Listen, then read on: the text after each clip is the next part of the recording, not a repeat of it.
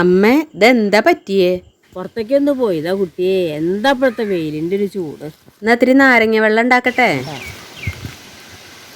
ഞാനേ എൻ്റെ നാരോത്തിൻ്റെ ഇല കിട്ടും. പണ്ടത്തെ അത്ര വരില്ലെങ്കിലും ഞാൻ കാച്ചി ഉറവൊഴിച്ച മോരോട് നല്ലൊരു സംഭാരം ഉണ്ടാക്കാം. നാരോത്തിൻ്റെ ഇലയും ഇഞ്ചിയും പച്ചമുളകും എല്ലാം കൂടി കൂട്ടി തിരുമ്പിയിട്ടുള്ളൊരു അടിപൊളി സംഭാരം.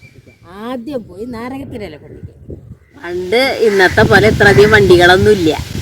ഒരു വിധം എവിടെ പോണെങ്കിലും നടന്നിട്ട് തന്നെ പോവും. അപ്പൊ എന്താ, എല്ലാ വീട്ടിലും എല്ലാവരും അറിയും, ഒക്കെ തമ്മു പരിചയക്കാർ. വെള്ളം താഴ്ച ഏത് വീടാ കണ്ട് വേരിക്കിൽ നിൽക്കുക, വെള്ളം ചോദിക്കുക, കുടിക്കുക. ഞാനൊക്കെ ഇഷ്ടംപോലെ മോര് വെള്ളം കൊടുത്തിട്ടുണ്ട്. ധാരാളം പശു ഉണ്ട്.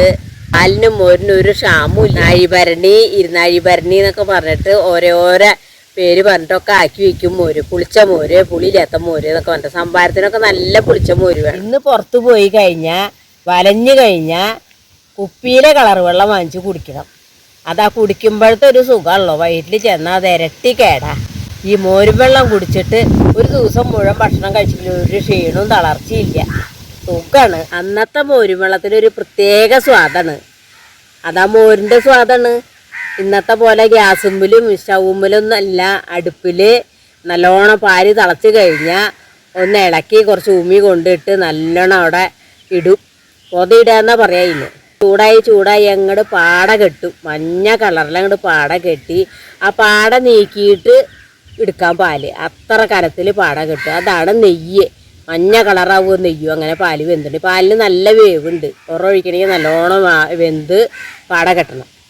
എന്നിട്ട് അത് ഉറവൊഴിച്ചാൽ തൈരൊക്കെ കയ്യിൻ്റെ അടിയിൽ കൊണ്ടു നടക്കാം. ഒരു വാസനയും സ്വാദും. ഇന്നിപ്പോൾ അങ്ങനെ ഉണ്ടോ എനിക്കറിയില്ല. ഇന്നത്തെ തീറ്റയൊക്കെ വ്യത്യാസം ഉണ്ടല്ലോ. പണ്ടത്തെ പശുക്കളുടെ തീറ്റ നല്ലതായതുകൊണ്ടാണ് പാലിനും മോരിനും ഇത്ര സ്വാദ്. കാരണം വാങ്ങണ തീറ്റകളല്ല പുല്ലും വൈക്കോലും തേങ്ങ പിണ്ണാക്ക് കടലപ്പിണ്ണാക്ക് കഴിഞ്ഞാൽ പിന്നെ അവർക്ക് വിശക്കുന്നുണ്ടെങ്കിൽ ചക്കക്കാലായ ചക്കയുടെ കരിമുള്ള് കളഞ്ഞ ചക്കയുടെ മടലും കൂഞ്ഞും കൊടുക്കും. പണ്ട് പശുക്കളൊക്കെ അസുഖം വന്നാൽ ഇന്നത്തെ പോലെ ഡോക്ടറെ കൊണ്ടുവരും മരുന്ന് കൊടുക്കുമെന്നല്ല. മിണ്ടാപ്രാണികളല്ലേ, അവർക്ക് പറയാൻ പറ്റില്ലല്ലോ. പക്ഷെ നമുക്കത് കണ്ടാൽ മനസ്സിലാവും. അവർ വെള്ളം കുടിക്കില്ല, വൈക്കോല് തിന്നില്ല. അപ്പം നമുക്കത് മനസ്സിലാവും. അയമോദകം വറുത്ത് പൊടിച്ച് ശർക്കര കൂട്ടി ഉണ്ട ഉരുട്ടി വായ കൊടുക്കും. അതൊരു 2 ദിവസം അടുപ്പിച്ച് കഴിച്ചു കഴിഞ്ഞാൽ ഒരു വയറ് സുഖമായി. പിന്നെ പഴയ പോലെ തിന്നലും കുടിക്കലും ഒക്കെ തുടങ്ങും. പിന്നെ വല്ല മുറിവ് പറ്റി കഴിഞ്ഞാൽ കാലിൻ്റെ കുളമ്പിൻ്റെ അവിടെ വല്ല മുറിവ് പറ്റും. അപ്പോൾ ഉള്ളടക്കരി ഉപ്പും കൂടിയിട്ട് അമ്മിയും അരച്ച് തേച്ച് കൊടുക്കും. അത് തേക്കുമ്പോൾ ഇത്തിരി തേറ്റുണ്ടാവും. പക്ഷെ എന്നാലും അതിനൊക്കെ അവർ നിന്ന് തരും. പണ്ടത്തെ പശുക്കളൊക്കെ. പശുക്കൾ മനുഷ്യന്മാരുടെ പോലെ തന്നെ, മനുഷ്യക്കുട്ടികളുടെ പോലെയാണ്. അവർ നമ്മളെന്തെങ്കിലും ഉമ്മർത്തിരുന്ന് കഴിക്കുക കാപ്പിയൊക്കെ കുടിക്കുകയാണെങ്കിൽ അവരിങ്ങോട്ട് വരും വെടുക്കുറത്തേക്കൊക്കെ. എന്നിട്ടിങ്ങനെ വായ ഇളന്ന് നിൽക്കും. അപ്പോൾ നമ്മൾ കുട്ടികളൊക്കെ ഒഴിച്ചു കൊടുക്കണ പോലെ ഗ്ലാസ് കൊണ്ട് ഒഴിച്ച് കൊടുക്കും. തൂക്കമായിട്ട് കുടിക്കും. അങ്ങനെയാണ്.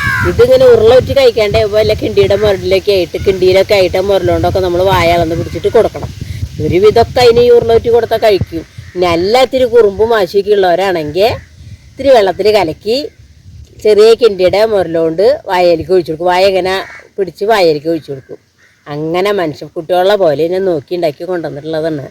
നാടത്തി പശുക്കളാണ് ഇങ്ങനെ ഇണക്കണ്ട. കാലാന്ന് പറഞ്ഞൊരു പശു ഉണ്ടായിരുന്നു. അത് ആദ്യമായിട്ട് ഗർഭിണിയായിരുന്നു. കുട്ടി അവിടെ പ്രസവിച്ചുണ്ടായത് തന്നെ അത് ഗർഭിണിയായിരുന്നു. ഉമ്മർത്തിരുന്നിട്ടാണ് ചേച്ചിക്ക് കബഡി പശുക്കൾ അങ്ങോട്ട് വന്ന് നിരന്ന് നിൽക്കും. കെട്ടൊന്നും വേണ്ട. ഒക്കെ സമയമാകുമ്പോൾ അങ്ങോട്ട് വരും. കഴിച്ചു കൂട്ടോടത്തുനിന്ന് വന്ന് ഇങ്ങോരങ്ങോട്ട് വന്ന് മടി കാലുമ്മ തല വെച്ച് അവിടെ നിൽക്കും. അപ്പോൾ ഈ കപ്പിലാണ് ആൾ കാപ്പി കൊണ്ടുവരിക. ആ കപ്പിലെ കാപ്പി അങ്ങോട്ട് ഒഴിച്ചു കൊടുക്കും. വായ അളന്ന് മേടിച്ച് കുടിക്കും.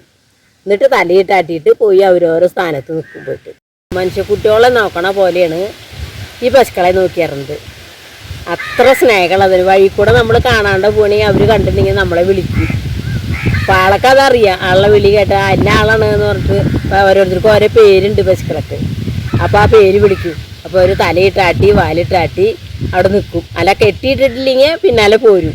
അങ്ങനെയാണ്. ഇതാണ് നാരകത്തിൻ്റെ ഇല. അതുകൊണ്ട് നമുക്ക് അടിപൊളി സംഭാരം ഉണ്ടാക്കാം. സംഭാരം ഉണ്ടാക്കാൻ എപ്പോഴും നല്ലത് നല്ല പുളിയുള്ള മോരാണ്. അപ്പോൾ 2 ദിവസം മുമ്പ് കാച്ചി ഉറവൊഴിച്ച് വെച്ചാൽ നമ്മൾ ഉണ്ടാക്കണ സമയത്തേക്ക് നല്ല പുളിയാവും. ഇത് ഞാൻ കലക്കി വെണ്ണയൊക്കെ മാറ്റിയതാണ്. അപ്പം തൈര് കടയുമ്പോൾ എപ്പോഴും അതിൻ്റെ വെണ്ണ മാറ്റിയിട്ട് വേണം നമുക്ക് മോരെടുക്കാൻ. സംഭാരം ഉണ്ടാക്കാൻ എപ്പോഴും നല്ലത് മൺപാത്രമാണ്. അതുപോലെ കൂജയില വെള്ളം ഉണ്ടെങ്കിൽ അത് ഒഴിക്കാം.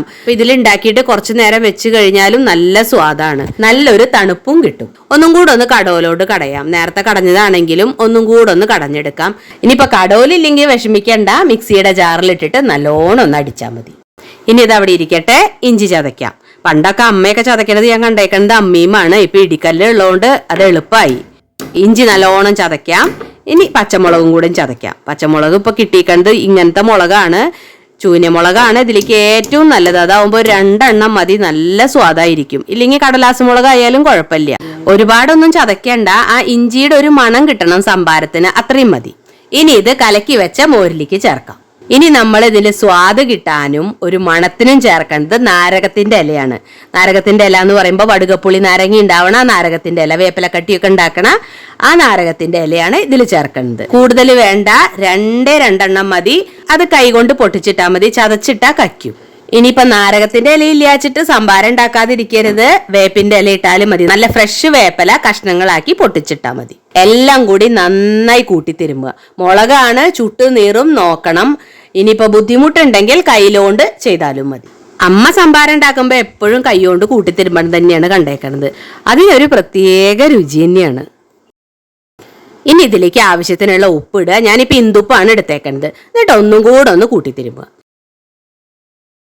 ഇപ്പൊ തന്നെ നല്ലൊരു വാസന വരുന്നുണ്ട്, ആ നാരകത്തിന്റെ ഇലയുടെയും ഇഞ്ചിയുടെയും എല്ലാം കൂടിയുള്ള ഒരു മണം. ഇനി നമുക്ക് ഇതിലേക്ക് ആവശ്യത്തിനുള്ള വെള്ളം ഒഴിക്കാം. തണുത്ത വെള്ളം വേണമെങ്കിൽ അത് ഒഴിക്കാം. ഞാൻ നേരത്തെ പറഞ്ഞ പോലെ കൂജയില വെള്ളം ഉണ്ടെങ്കിൽ അത് ഒഴിക്കാം, അല്ലെങ്കിൽ സാധാരണ വെള്ളം ആയാലും ഒഴിക്കാം.